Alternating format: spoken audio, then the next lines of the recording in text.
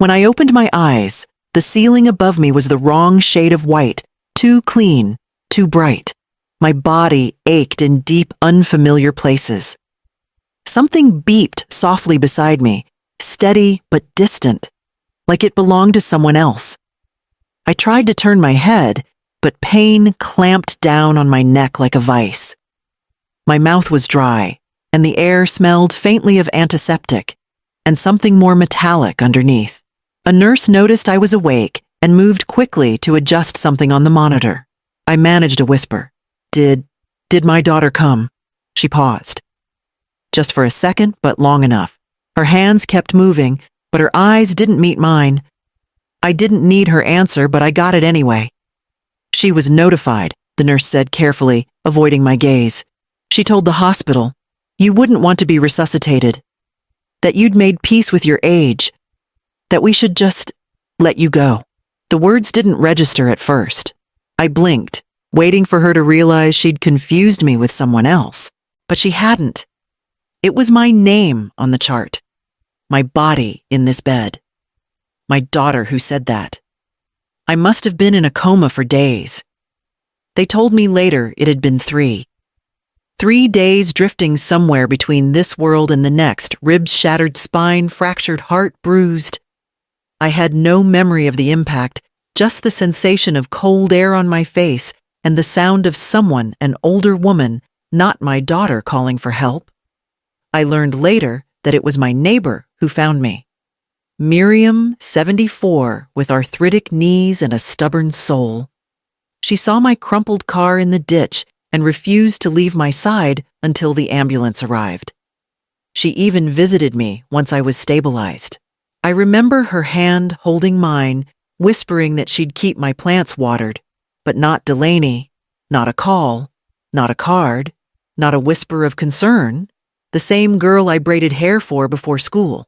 The same girl I nursed through the flu college heartbreaks and a miscarriage that left her hollow for months.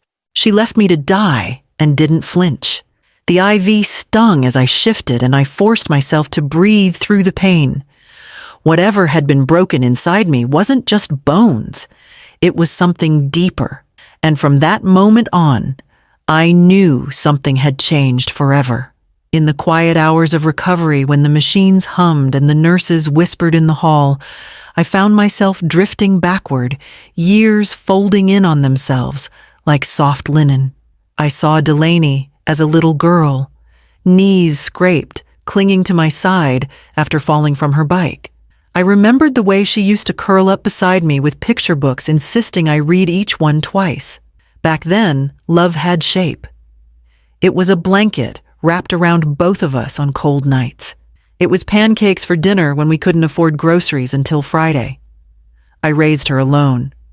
Her father left before her first birthday, disappearing into a silence that never sent a check or a postcard. I worked double shifts at the elementary school and cleaned offices on weekends. When Delaney got accepted to college, I sold the sapphire earrings my mother left me. The woman who had once told me, "Don't ever let your child feel like a burden," would have understood. She just wouldn't have believed how little it would mean in the end. The first time I met Jeanette Delaney's future mother-in-law, she looked me over like I'd wandered in from the service entrance. She smiled tightly and asked if I planned to keep working, now that Delaney was marrying up. When I said yes, she laughed. I guess some women don't know when to step aside. I told myself it didn't matter. Jeanette didn't raise Delaney. I did. I was the one who'd stayed up all night making flashcards for her SATs. I was the one who'd pawned my wedding band when her car broke down before finals. Still, over time, I noticed Delaney changing. She laughed less. Her texts grew shorter. She called only when she needed something, never to ask how I was doing, never to share her joys or failures. And when she married into Jeanette's world, I became an afterthought, dressed up in polite pity. At the wedding, I sat 2 rows behind the groom's family. When Delaney gave her toast, she thanked her second mother and smiled right at Jeanette. I swallowed the hurt like I always had. It was easier to pretend nothing stung than to risk losing the little I had left of her. I didn't know then that the losing had already begun. I hadn't raised a daughter. I'd built a reflection of everything I thought I had to be strong, selfless, tireless, and handed it to a world that measured love in usefulness. The weeks after the accident were filled with the kind of quiet that doesn't comfort, it echoes. I relearned how to sit up, how to balance with a walker, how to sleep through the night without flinching every time a car passed by the window. The pain was physical, yes, but it had company. A deeper ache settled somewhere between my sternum and throat. It wasn't grief. It was recognition. The hospital bills came before the discharge papers. I opened each envelope with trembling hands. I wasn't shocked by the numbers, just by the fact that I was the only one reading them. No one offered to help. Not my daughter, not her husband, certainly not Jeanette. I cashed out the last of my savings, dipped into a modest emergency fund I'd built from tutoring art students on weekends. The check barely made a dent. They gave me a medical-grade cane and a bus schedule on the day I was cleared to leave. No wheelchair service, no warm arms waiting by the curb. I called a rideshare and paid the driver in cash. He didn't speak the whole way back, just looked at me through the mirror when I winced stepping out. I thanked him. He didn't respond. Back in my apartment, I shuffled into the kitchen and poured the last of my tea leaves into a chipped ceramic mug. I sat there in the same chair where I'd once FaceTimed Delaney after her first job offer. She'd cried then, grateful, excited. I remembered saying I'm proud of you and meaning it. That night, I didn't cry. I sat still. I let the silence speak. And then, without writing it down or saying it aloud, I made a vow. If I got through this, if I managed to climb out of this hole alone, then I would stay alone. I would not buy love with forgiveness. I would not give away pieces of myself to people who only came when it was time to collect. They would never benefit from me again. Not in life, not in death, not even in memory. It was a Tuesday when the call came. I almost didn't answer. The number was unfamiliar. The area code somewhere north of where I'd ever lived. But something made me pick up, maybe boredom, maybe curiosity, maybe instinct. Ms. Morrow, the voice asked. My name is Evan Clark. I'm an attorney handling the estate of your late aunt Leora Ainsley. I stood in my kitchen, still in slippers, the microwave humming behind me. It took me a moment to remember Leora, my mother's youngest sister, the one who wore linen in winter and laughed like she didn't owe anyone silence.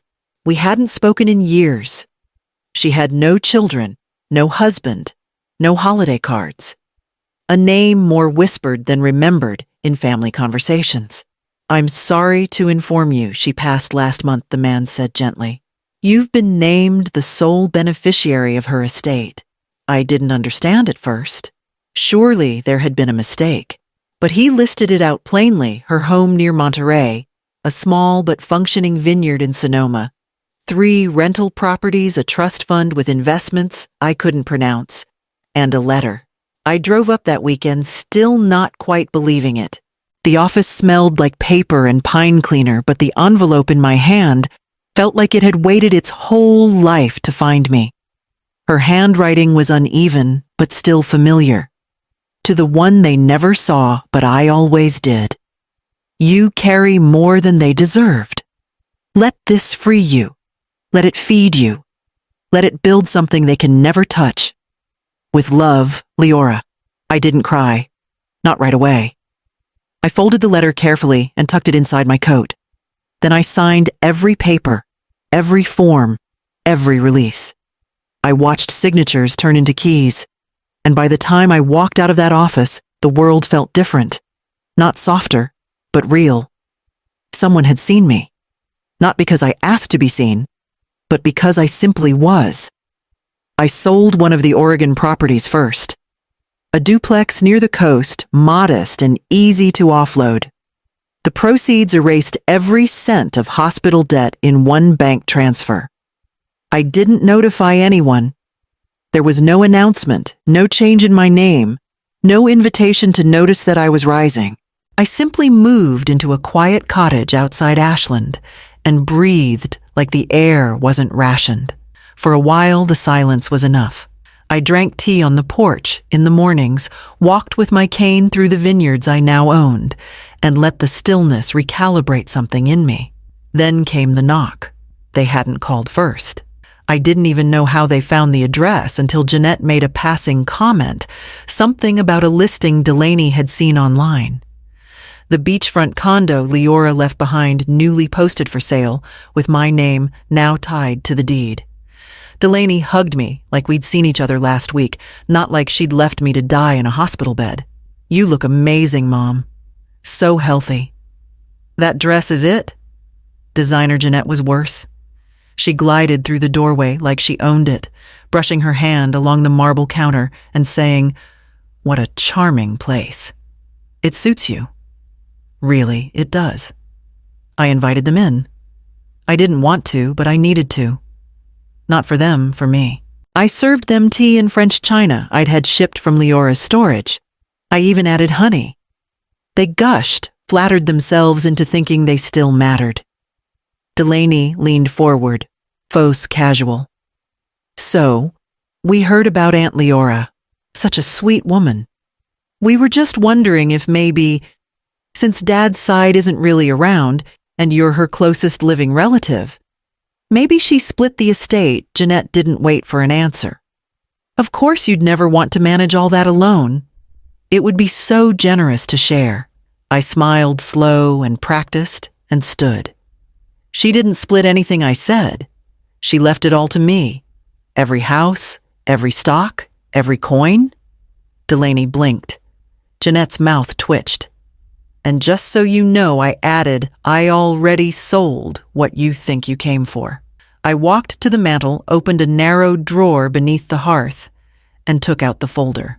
The paper had the faint smell of something old and clean, the kind of document that outlives arguments. I placed it gently on the table between us. Jeanette reached for it first, but I held her gaze until her hand stopped halfway. "It's the original," I said, voice level. "Signed, notarized, filed. No ambiguity." Delaney opened it anyway, eyes scanning too quickly to understand the weight. But then she saw it. My name. Sole beneficiary. No contingencies, no footnotes, no path back to them. "She left everything to you," she asked, as if reading it aloud would change it.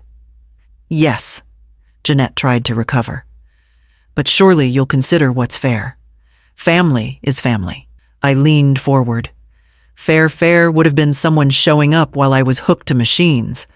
Fair would have been a text, a call, a question. Delaney shifted in her seat. "I thought you didn't want us to come." I didn't know how serious it was. "You knew enough to let them think I was gone," I said softly. "You knew enough not to care." I walked to the sideboard and returned with a second folder, thicker, more current. Inside were renderings, contractor bids, a down payment receipt. I used part of the inheritance to open the studio. "I always dreamed about," I said. "Downtown Ashland. It's called the 9th house." Delaney frowned. "The art thing you actually did that," I smiled. "You used to call it a phase. Jeanette said it was childish, but it's real now. We open next spring." I watched the silence stretch. They had come for easy money, for a slice of something they didn't earn. But I had already used it to build a life they couldn't follow into. When they left, they didn't say goodbye. The teacups sat empty. I collected them carefully, washed each one by hand, and put them back in the glass cabinet. Then I locked the door behind them and returned to the blueprints on my desk. What I didn't tell them that day over tea was that the money wasn't the only thing Aunt Leora left me. Tucked inside the portfolio of assets was a controlling share in a small regional lending company she'd co-founded decades ago. On paper, it looked like a quiet investment stable and unremarkable. But one of the trust advisors, an older woman with sharp glasses and a sharper memory, flagged a detail I hadn't expected. 5 years ago, A mortgage had been issued through that firm. The borrower names were familiar: Randall and Delaney Weston, my daughter and her husband. The house I'd once helped them clean out after the inspection. The one Jeanette referred to as our legacy property. They had defaulted once refinanced, then started missing payments again. Quietly, sloppily. And eventually, their loan had been bundled and offered for private acquisition. One signature. That's all it took. I didn't do it out of vengeance. Not then. I did it because I could, because no one had ever taught me that power could sit quietly in a drawer until the moment it mattered. After the tea was poured, after the will was read, I went home and pulled out the deed. It sat in a plain envelope, stamped and sealed. I looked at it for a long time before placing it in the fireproof box in my closet. They hadn't just overlooked me. They had borrowed from a world they assumed I would never belong to. They didn't know that I owned the very roof over their heads. They hadn't paid a cent toward it in over 8 months. Not since Jeanette's husband passed and the business folded. Not since Delaney left her nonprofit job and tried her hand at consulting, which mostly meant long lunches and unpaid invoices. I gave them time. I watched the deadlines pass. I listened as they posted smiling photos from the front porch, the same one I once sat on, holding my granddaughter before she could walk. The notices went out quietly. No one responded. But the final delivery, the one that mattered, was something I intended to bring in person. The moving truck pulled into the driveway just after 10.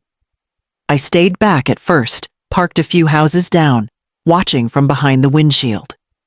My fingers rested lightly on the envelope in my lap, the deed transfer notarized and final. A legal change, yes, but for me, it felt like an emotional border I was about to cross. My father would have called it vindictive. My mother might have whispered shame. But they hadn't been there when Delaney told the hospital to let me go. They hadn't watched Jeanette turn my daughter into someone who measured worth in leverage. Delaney stood on the lawn with her phone pressed to her ear, pacing in tight, frantic circles. Jeanette was on the porch steps, arms folded, watching the movers with a disbelieving scowl. When I stepped out of the car and walked toward them, Delaney's face crumbled. "Mom, what are you doing here?" I didn't answer right away. I handed her the envelope. She didn't open it, just stared like it might bite. Jeanette was less subtle. "Is this your way of punishing us? You can't just take our home. It's not your home anymore," I said evenly. It never really was. The deed now belongs to a charitable trust under my name. This house will be converted into transitional housing for young women. Delaney blinked. "Like a shelter?" I nodded. "For girls like the one you all left behind." They turned, then finally noticing the small group by the sidewalk. 4 young women stood with a social worker. One had a baby on her hip. Another clutched a duffel bag and kept her eyes fixed on the ground. "You're doing this out of spite," Jeanette hissed. I stepped closer. "I'm doing this out of memory." Delaney's voice dropped to a whisper. "We have nowhere to go." "I had nowhere to go either," I said. "But I built something. So will they." I turned away before either of them could respond and walked up the steps toward the girls, toward the house, toward the version of myself that would have needed this place long ago. They didn't fight after that. Not really. Delaney stood there, stunned her hands, clutching the envelope like it held the last breath of their old life. Jeanette muttered something under hers, too soft to catch, too bitter to matter. The movers carried out their things in silence. A few boxes, some garment bags, a lamp I recognized from the guest room. One by one, their belongings piled at the edge of the curb. The same stretch of sidewalk I'd once sat on with swollen feet and a suitcase waiting for a ride that never came. I didn't speak. I didn't offer help. I didn't offer hate either. Some losses don't require your voice, just your absence. Delaney turned to me, once her face crumpling not with anger but confusion, like she couldn't quite place how we'd gotten here. Like this was something that happened to her, not something she helped build. I met her eyes, but I didn't look away, let her see the cost. When the truck pulled away, Jeanette climbed into the backseat of a rideshare without a word. Delaney lingered, holding her phone, waiting for something, maybe a ride, maybe a reason. I gave her neither. I stepped inside, closed the door behind me, and breathed into the echo of the empty foyer. The air was cool and still untouched. I walked through each room slowly, fingers grazing walls that once held photos I wasn't invited into. Upstairs, in what used to be the master bedroom, I opened the closet and placed the deed on a shelf just above eye level.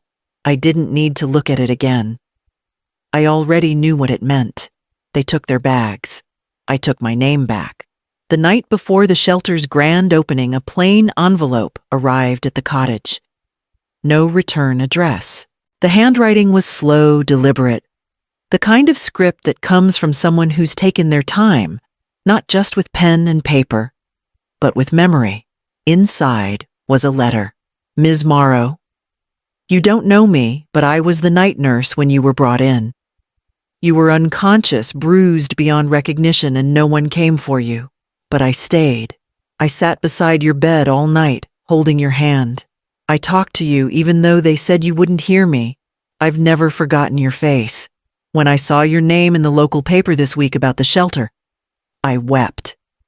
I just wanted you to know you were never truly alone. Tucked behind the note was a photo. Grainy, dim, but clear enough. I was in the hospital bed, barely visible under bandages. And beside me, a woman with graying hair gently holding my hand. I stared at it for a long time, not because I didn't remember, but because something in me finally did. Epilogue, the vineyard at dusk. The hills turned gold as the sun dropped behind the vines. I set up my easel near the edge of the terrace brush, in hand the canvas half full with color and light. Behind me, laughter echoed soft, unguarded. The women from the shelter were setting the table for dinner, their voices rising and falling like wind through leaves. I dipped the brush again, steady now, no rush. This was mine. All of it. Not the land or the house, but the quiet that didn't ache, the breath that didn't tremble, the peace that finally stayed.